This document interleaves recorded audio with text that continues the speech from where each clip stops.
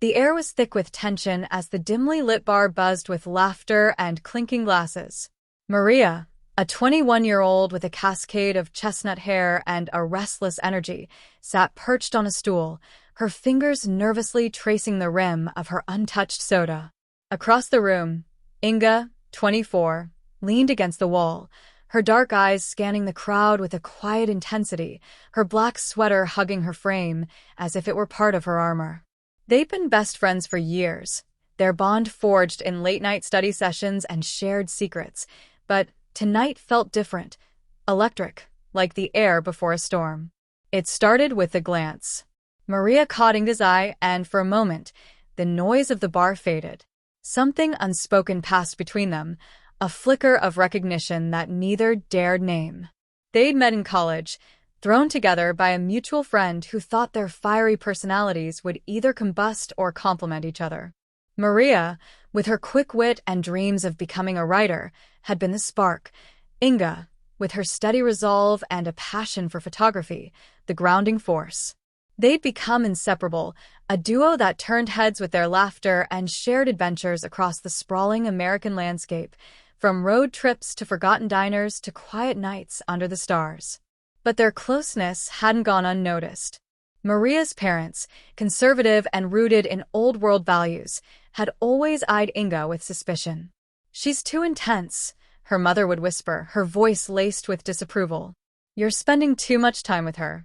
Inga's family wasn't much better. Her father, a stern man with a military past, saw Maria as a distraction from Inga's proper future. The pressure mounted, a silent war waged through disapproving glances and curt phone calls, but the girls clung to each other, their friendship a defiant refuge. That night, though, the stakes shifted. A mutual friend had dragged them to the bar to celebrate a graduation, but the celebration felt hollow for Maria.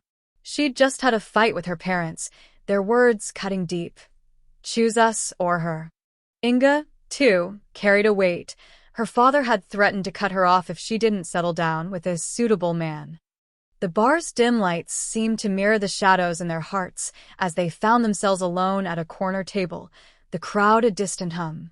"Maria," Inga said, her voice low, breaking the silence. "What are we doing?" "Pretending everything's fine." Her eyes glistened, a rare crack in her usual composure. Maria's heart raced. She'd always admired Inga's strength, the way she captured beauty through her camera lens, but tonight, that strength felt fragile, human. "I don't know," Maria admitted, her voice trembling. "But I can't lose you." The words hung between them, raw and unguarded. Inga reached across the table, her hand brushing Maria's, and the touch sent a jolt through them both.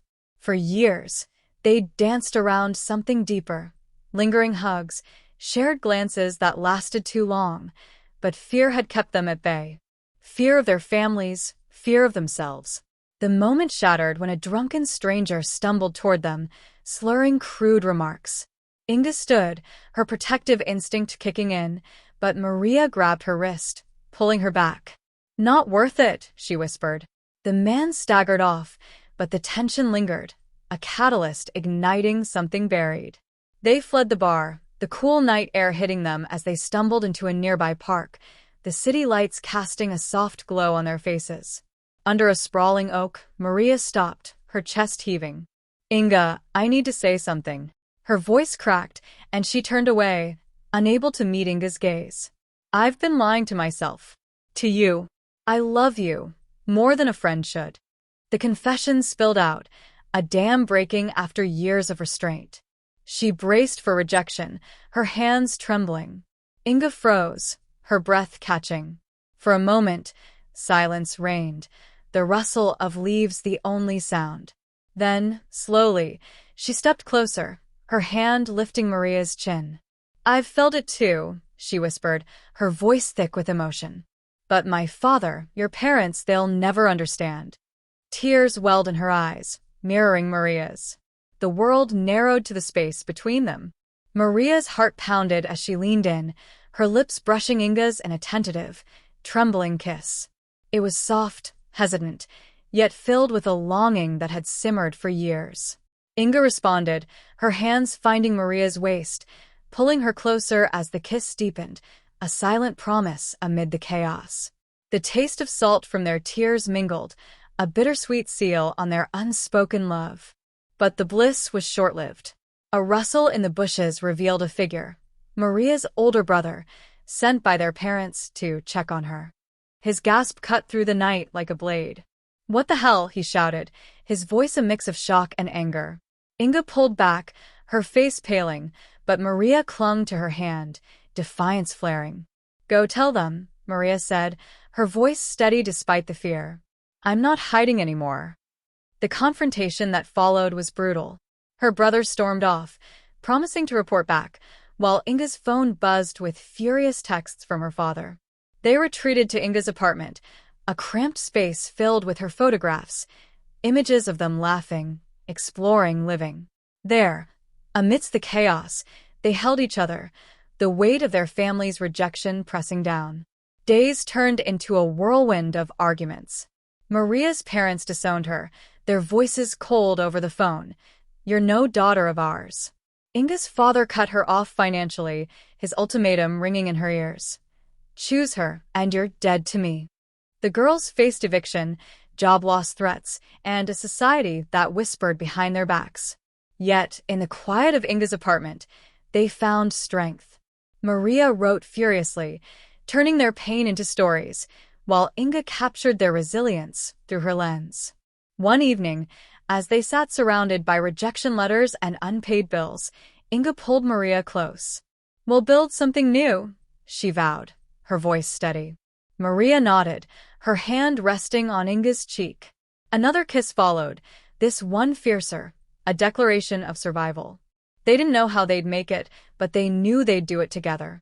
The small town embraced them slowly, its quiet streets a stark contrast to the chaos they'd left behind. Maria and Inga's studio became a haven, a place where their love story unfolded in ink and film. They faced challenges, late nights balancing budgets, the occasional harsh word from a disapproving local, but each hurdle strengthened their resolves.